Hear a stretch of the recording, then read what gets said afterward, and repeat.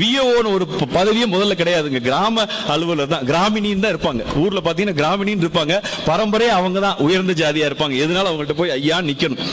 எம்ஜிஆர் ஆட்சிக்கு வந்தப்ப திருக்கழுக்குன்றத்துல ஒரு கிராமினி வீட்டுக்கு ஆதிதிராவிடர் சார்ந்தவங்க போறாங்க. காலனில இருந்து, ஏரி காலனில இருந்து போய், ஐயா எங்களுக்கு எல்லாம் நாங்க 20 வருஷமா இருக்கோம், அதுக்கு பட்டா போட்டு கொடுங்க அப்படின்னு அவர் கால் மேல கால் போட்டு இப்படி பார்த்து, பட்டா போறதெல்லாம் இருக்கட்டும், எவன் முதல்ல கேட்டுக்குள்ள விட்டது, இதான் கேள்வி.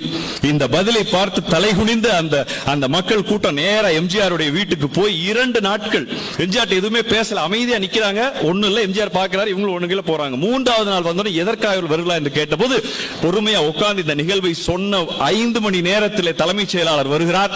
தமிழ்நாட்டிலே இந்த கிராமினி என்ற அந்த முறையை முழுமையாக ரத்து செய்து அனைத்து ஜாதியினரும் உருவாக்க கிராமத்தை நிர்வகிக்கிற விஏஓ. இதானங்க சமூக நீதி. சத்தம் இல்லாமல் ஒரு சமுதாய புரட்சி. அந்த முதல்ல விஏஓ போட்டார் பாருங்க, அந்த போஸ்டிங்ல மட்டும் 2500 ஆதி திராவிடர்கள். நீங்க அண்டர்லைன் பண்ணிக்கணும், எங்க கொண்டு வர்றாரு பாருங்க. நாட்டில் இருக்கிற சமுதாய பிரச்சனைய ஒரு திட்டத்தில் நிறைவேற்றி காட்டினார். அதனால சும்மா புரட்சி தலைவர் இல்ல, தந்த திட்டங்கள் அத்தனையும் புரட்சிகரமான திட்டங்கள். அதனாலதான் இன்னைக்கு புரட்சி தலைவர் எம்ஜிஆர் நம்ம சொல்றோம். இன்னைக்கு விஏஓன்னு ஒரு பதவியே முதல்ல கிடையாதுங்க. கிராம